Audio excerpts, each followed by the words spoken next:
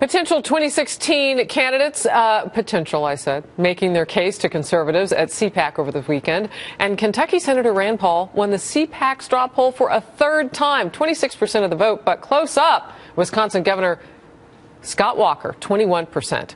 But with more than a year and a half to go, it's going to fly by, though, right? Before the next presidential election, what does it all mean? Fox News political insiders are back, and I just put this out on Twitter, too, and already people are getting back.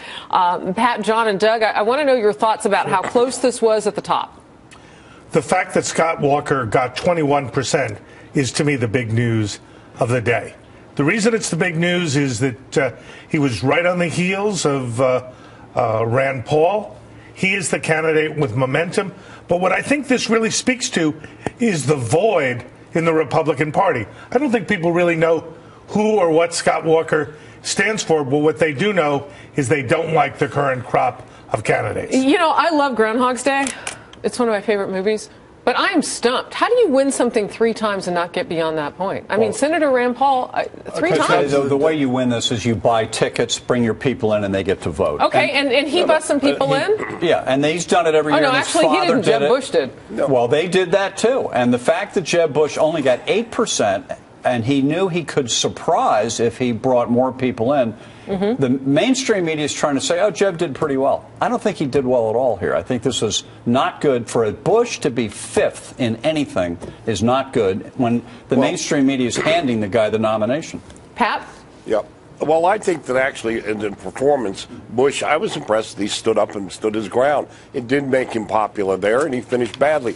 Remember, 47% of these participants are very young. They're college students.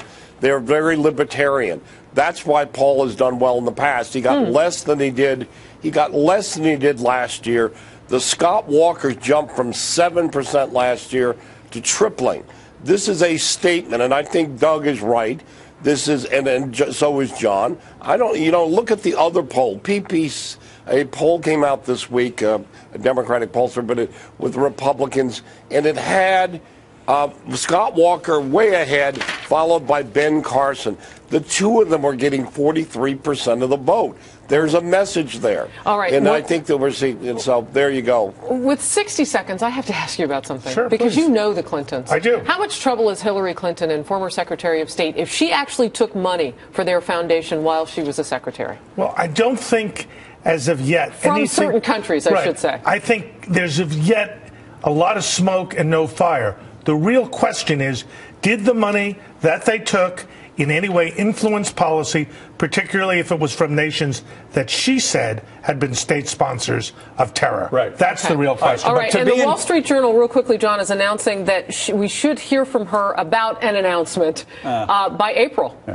So she just scooted it up because, remember, she was going to delay till July. We don't know. But listen, we don't know. And whether she's in trouble, she's not going to be prosecuted or the foundation. Nothing like that's going to happen. And there is no opponent yet who's going to take it to her in the Democratic primaries. So we're talking about the fall of 2016 with a Republican, hopefully. It's a long way off to push this thing. Wow. You say I wonder if there will be a Democrat who will take her. Maybe Elizabeth Warren of Massachusetts. Warren should. Okay, we got to scoot. Pat, thank you. John, Doug, good to see you.